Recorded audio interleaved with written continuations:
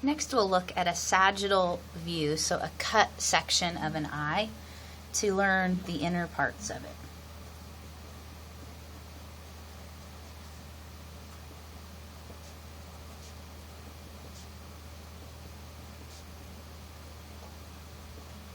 Sagittal view of the eye.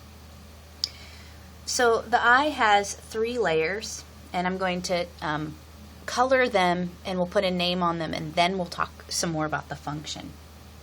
So the inner layer that is responsible for firing action potentials down the optic nerve is the retina.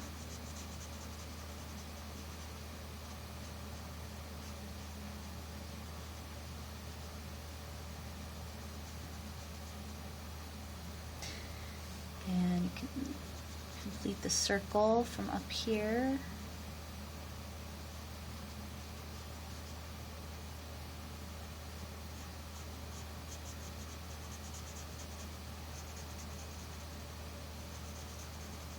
And then it collects the light stimulates these neuronal receptors to fire action potentials down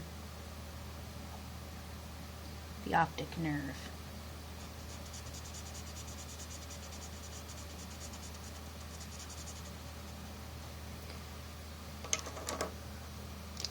So that is the retina. We'll be talking about this down here. Okay, then the second layer is the blood supply for the retina. And it's normally really darkly pigmented. It should be. And it also provides nourishment for the cells of the retina. If the retina detaches from the choroid, it will lose its blood supply, and this could happen in a car accident, and a detached retina not only causes acute vision problems, but could actually lead to permanent blindness if it's not surgically recorrected. And also a bleeding out underneath the retina can lead to macular degeneration. We'll talk about that too. Okay, then let's put a label on that though. So that's the choroid. Go up, way up here for this label. Do you remember that term choroid plexus? And I told you that meant what? Do you remember what choroid meant? It means colored or dark. So the choroid is the second layer. Then the third layer is really, really tough connective tissue. When you dissect the eyeball, you will really get a feel for how strong a white connective tissue is. Super strong, organized collagen fibers. Connective tissue. And this is the sclera, and it gives the eyeball its shape. It's white, so it makes up what's called the white of your eye too. And so it actually continues there, about there, and then over the actual surface of the eye where it's clear, it's called the cornea. So the sclera and the cornea are continuous structures, but the cornea is crystal clear. In this region here, it's crystal clear.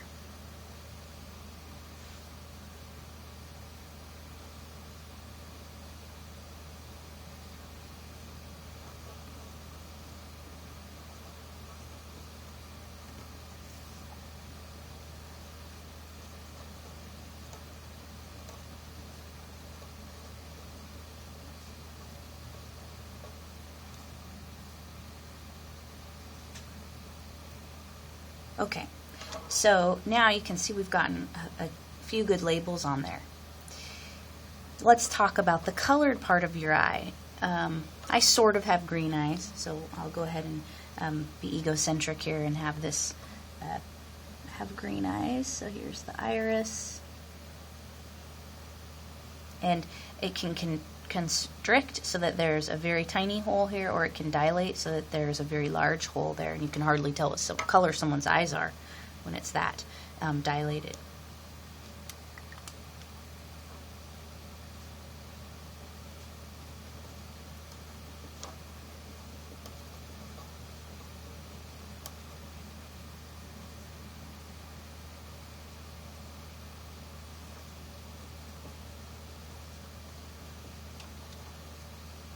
So your genetics determine how much pigment you'll make here and what color that pigment will be. The less pigment you have, the closer your eyes would get to a gray color. And then blue is not very much pigment, green is a little bit more, and there can be like different colors of yellows and browns that mix together for a variety of colors. And that pigment should protect the retina from too much light or from light damage. If you have light sensitive eyes, it's very likely that you have light colored eyes, and your iris is simply not as good at protecting your eyes from too much light as someone that has very dark colored eyes. And then not only can the pigmented part protect the back of the eye from overexposure to light, but it also can control, so if it's blocking in this part, it also controls though how big the hole is. So the hole in the middle of your iris is the pupil.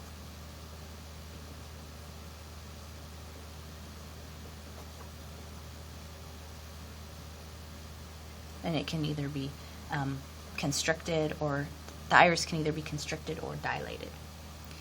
And then how is the iris controlled, whether it is constricted or dilated? Well, it's by this muscle right here called the ciliary muscle. This is a smooth muscle of the eye, not a skeletal muscle, so it's going to be controlled by the autonomic nervous system.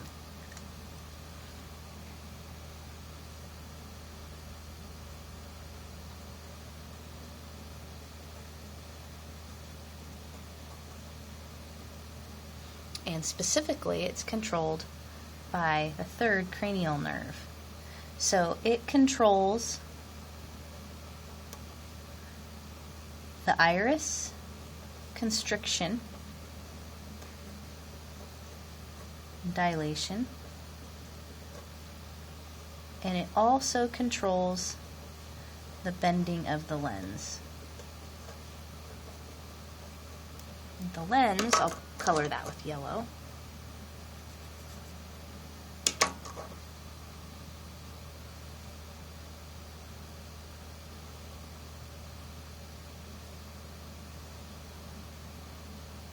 So that's the lens right there. So the ciliary muscle controls the iris and the lens. When the ciliary muscle constricts, it will make the iris actually constrict and the hole will get smaller. So you'll have a constricted pupil. When the ciliary muscle constricts, it will bend the lens. And the more the lens is bent, the more it will bend light and the closer up you can see. The flatter the lens, or the more relaxed the ciliary muscle, then the farther away you can see. So this is a smooth muscle.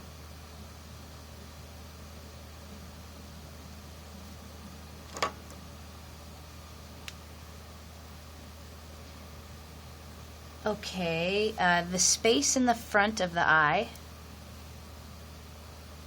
is called the anterior chamber, and it is filled with what is called the aqueous humor. This is maybe a little bit gross, but if you were to imagine trauma that popped through the sclera and into the eye, or popped through the cornea, and fluid leaked out, it would be very watery. And that's why it got the name aqueous humor. That means watery, and humor means a fluid in the body. The front of the eye is covered with a mucous membrane called the conjunctiva.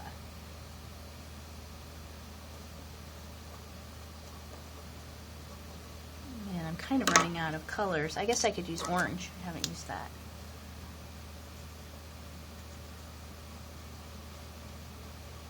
And no, this person doesn't have jaundice.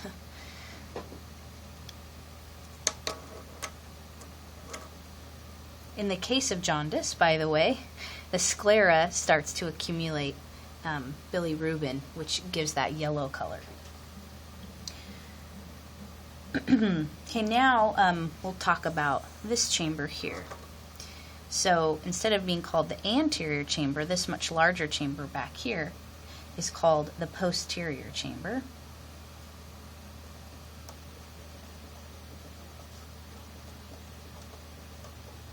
And it is filled with vitreous humor. Vitreous means thick. So if someone is vitriolic, they are laying the drama on thick. So this is a thick fluid.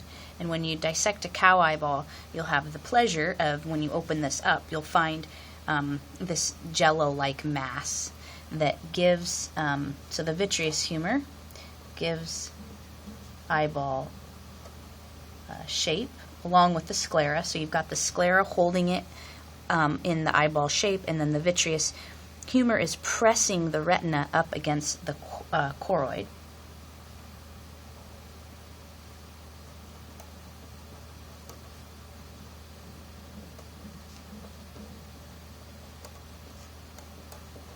And you'll recall that if the retina were to come away from the choroid or get a wrinkle in it, then vision would be compromised, and with the lack of blood supply, vision loss might be permanent.